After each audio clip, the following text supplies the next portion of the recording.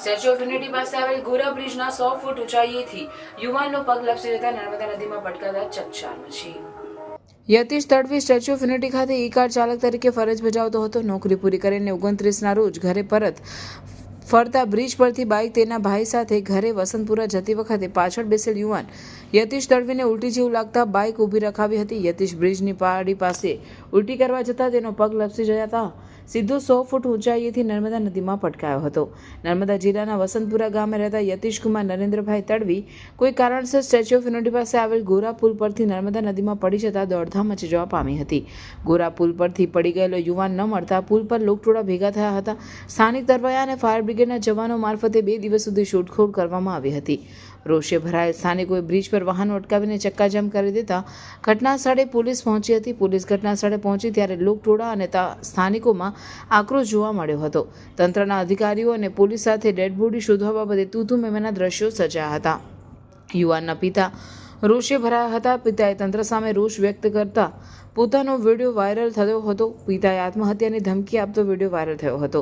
જોકે 3જા દિવસ દરમિયાન ગોરા પુલના નીચેથી જ ડેડ બોડી મળી આવી હતી. સ્થાનિક તરવૈયા અને ફાયર બ્રિગેડના જવાનો SDRFની ટીમે નર્મદામાંથી લાશ શોધી કાઢતા હાશકારો અનુભવ્યો હતો. મૃતદેહ મળ્યા બાદ પોલીસે જરૂરી કાર્યવાહી હાથ ધરી છે. મેં એક આદિવાસી છું. મારા સમર્થનમાં આજે કોઈ નથી મારી જોડે, બરાબર. મેં 3 દિવસથી હેરાન છું. 2 દિવસનો મારે ઉજાગરો છે.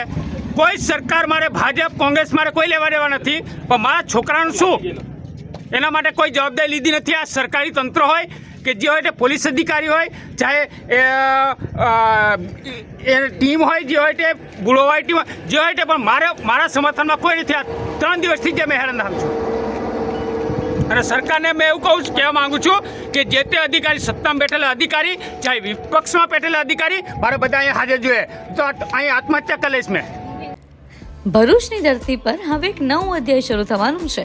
એક એવું સપનું કે જે હવે વાસ્તવમાં પરિવર્તિત થવાનો સમય આવ્યો છે. વિશ્વ સ્તરીય વિકાસનું પ્રતીક અભિયાન નહીં, આ છે ભવિષ્યની ઉજવણીની શરૂઆત. World Trade centre Bharuch. તો આવો સાક્ષી બનો એક પાવન ક્ષણનો, જ્યાં શિલાન્યાસ થશે નવા અવસરોનો, નવી ઊંચાઈઓના અને ભવિષ્યના વિકાસના.